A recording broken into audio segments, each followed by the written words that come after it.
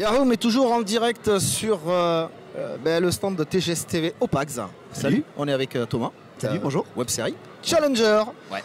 Bon, on a décidé de vous faire venir parce que y a quand même beaucoup d'actualités à l'heure actuelle pour la web série Challenger et on voulait vraiment poser des questions pour mettre les choses au clair, avoir vraiment la primeur de l'info, on va dire, mais surtout ça gigote vraiment beaucoup. Il y a eu beaucoup de représentations de la série dans pas mal de salons, notamment dernièrement à Berlin. Alors, est-ce que tu peux nous dire comment ça s'est passé? Parce qu'il y a eu des photos, on vous a vu quand même. Alors on a été sélectionné en fait hors compétition au festival de la web série de Berlin. Ouais. Donc on y était il y a 15 jours maintenant.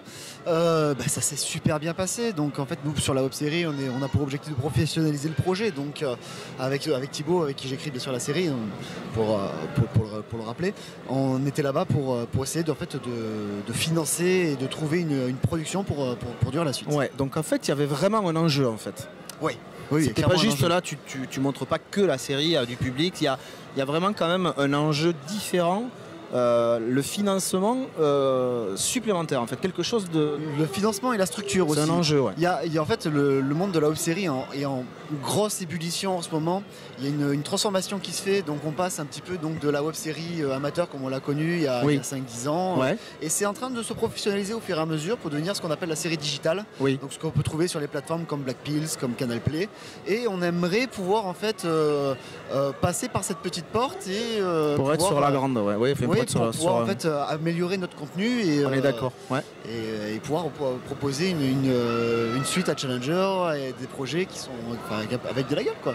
Bon, alors les autres salons avant Berlin, il y a eu quoi exactement? Il y en a eu un petit paquet quand même. Hein. Alors on a eu donc sur l'année là, on a eu une dizaine de sélections en festival international.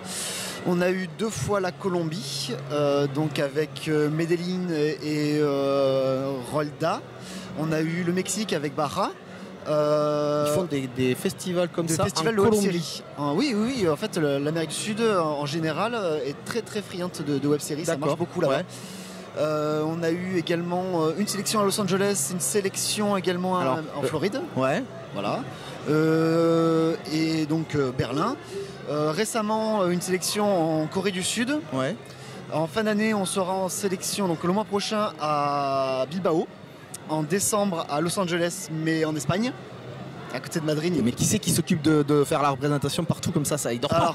Il dort plus parce que... Si tu veux, quand comme on est en autoproduction, on est réalisateur, acteur, producteur, on est tout. Donc c'est nos finances personnelles. Donc si on peut se le financer, on le fait. C'est-à-dire que si tu veux, Bilbao, pour moi, qui suis à Toulouse, c'est 4 heures de route, donc je peux me permettre sur un week-end. Berlin, sans donner de marque d'avion, on a réussi à partir à Berlin pour 60 € aller-retour.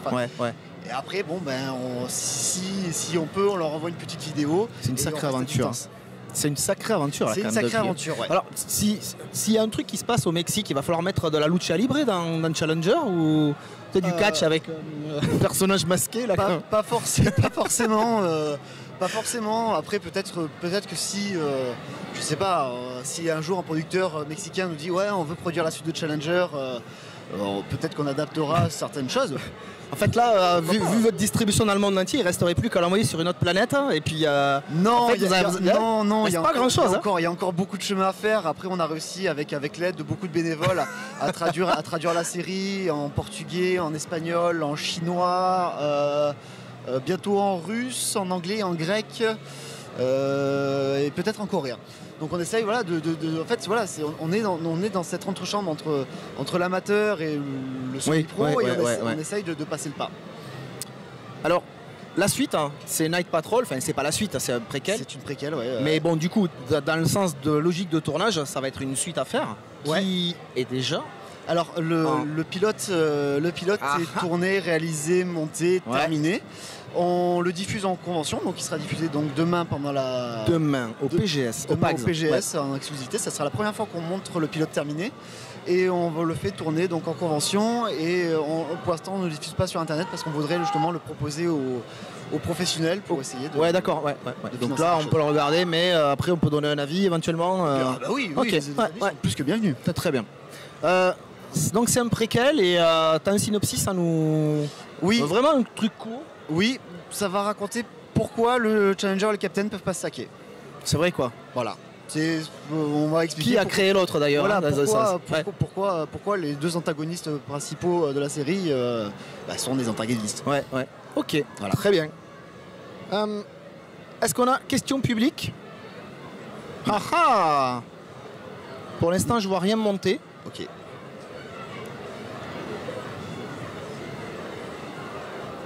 Au-delà de Challenger. Oui. Alors, au-delà de Challenger, imaginons, on revient 3 ans en arrière. Ouais. Est-ce que tu t'imaginais à ça là? Absolument pas. Je suis en train de tomber mon casque moi. Ouais, absolument pas. Quand on a commencé à créer Challenger, donc avec Thibaut, à qui en fait on fait tout à deux, hein, on fait tout à 4 mains, on écrit, on réalise, on fait tout. Voilà, on est vraiment un binôme, mais on se complète très très bien. Et non, pas du tout, parce que c'était à l'époque juste presque une blague. Lors d'une émission de radio, une des chroniqueuses parle du Nikon Film Festival. Moi j'avais envie de faire de la réa, lui on avait fait 2-3 courts-métrages, il n'avait pas envie de continuer tout seul parce que bon, c'est des grosses responsabilités, c'est pas facile. Ouais. Et on s'est lancé là-dedans. Bah oui, tout seul c'est un peu fou. C'était 3 jours de tournage, comme ça, vite fait, mais ouais, c'était un coup de poker. Ouais. Et, non, jamais j'aurais réalisé. Et en fait, alors, on s'est peut-être dit qu'on avait quelque chose quand on a fait le. Si tu veux, en fait, donc on a Thibaut qui avait lancé les premières lignes de Challenger. J'ai ça, j'avais commencé à écrire parce que Thibaut est aussi auteur sur des. Il est auteur, oui, il a écrit des bouquins, il est publié. Oui. C'est un scénariste, oui. J'ai écrit ça. Mais c'est trop graphique pour être écrit, donc qu'est-ce que t'en penses? Donc moi je suis rentré à la maison, je lui ai proposé un costume avec des... Je garde tout, hein, j'ai plein de merde à la maison. Et je lui ai proposé le costume du Challenger avec ce que j'avais. On a fait un shooting de test parce qu'en fait on n'avait pas de personne pour faire le Challenger, donc j'ai dit bon je vais le faire. Ouais. Et on a fait le shooting, on a sorti les photos, on s'est dit il y a peut-être un truc à faire là-dessus. Et puis on a fait une Nikon, on a fait top 100 en Nikon, on s'est dit bon peut-être il y a vraiment quelque chose. Ouais. Et puis les gens ont été assez fous pour nous suivre. Et graphiquement c'est vraiment qu'il y a vraiment une patte. Hein. Ouais. Et puis voilà, non mais franchement même quand on a lancé le crowdfunding, c'est pas que j'y croyais pas, je me suis dit mais ça va être dur parce qu'on n'avait pas fait nos preuves, moi j'avais jamais réalisé, j'avais jamais tourné. Bon, écoutez. C'est l'esprit du TGS aussi, c'est que des fois tu te retrouves à croiser l'existence ou à partager des choses avec des gens qui sont de milieux très proches. Et finalement, boum, tu as des projets qui se montent comme ça, quoi. Et on a eu la chance d'avoir Seb qui dirige le TGS, qui nous a suivis depuis le début, qui nous a encouragés et qui nous a filé un gros coup de main, même pour l'édition du DVD. Il nous a aidé à programmer le DVD. Ouais, parce que depuis 340 minutes pour survivre, 360 pardon. Pourquoi j'ai dit 340? Parce que c'est un sandwich chez McDo. D'accord. 360 minutes pour survivre, quand même, il y a eu du temps. Hein. Puis les lives qu'on faisait. Il y a eu 360, il y a eu quelques lives. Tu faisais les lives, je faisais les lives en obsession. Malheureusement, j'ai un peu de mal au niveau timing. Puis j'ai mon PC qui commence à vieillir, donc c'est plus compliqué. Et puis bon, ça va. Pour Left 4 Dead, ça va quand même. Non, ça commence à devenir. On peut pas tout faire. Il a 6 ans. Hein. Non, mais on peut pas tout faire. Hein. On peut pas tout faire. Ouais. Je préfère faire quelque chose de bien plutôt que de mal. Voilà. Ok, est-ce que tu as le mot de la fin? La fin. Non, si vous connaissez pas, allez voir Challenger sur YouTube. Ouais, on affichera le lien Challenger web sur le remontage de la vidéo. Puis si vous l'avez vu, retournez la voir. Ouais. Ouais, on le voit, on l'a regardé pendant qu'on mangeait tous les soirs à 19h, parce qu'on n'allume jamais la télé. Et c'est vachement bien. Voilà. Merci. Parce que c'est des épisodes, c'est des chapitres, et puis voilà. Puis un gros merci à tous ceux qui ont filé un coup de main bénévolement donc sur la série, regarder, que ce soit les voix, Damien Boisseau, Brigitte Lecordier, Benoît Allman, Laura Préjean, Yann Perra, et puis bien sûr tous les comédiens qui ont joué avec nous, Jean-Baptiste Pévelot, Elvin Desclémy, Irina. Notre JB national et sa fameuse question du jour, parce que j'arrive chaque fois à le choper dans le public. D'accord, oui. Tout le monde, tous ceux qui non, sérieusement, voilà. Qui nous ont prêté les véhicules, les Challenger, la DeLorean. On te remercie d'avoir répondu à ces questions. Merci à toi. On te souhaite le meilleur pour la série Challenger. Merci. Et on te dit à très vite. À très vite. Ciao, à la prochaine fois. Bye bye.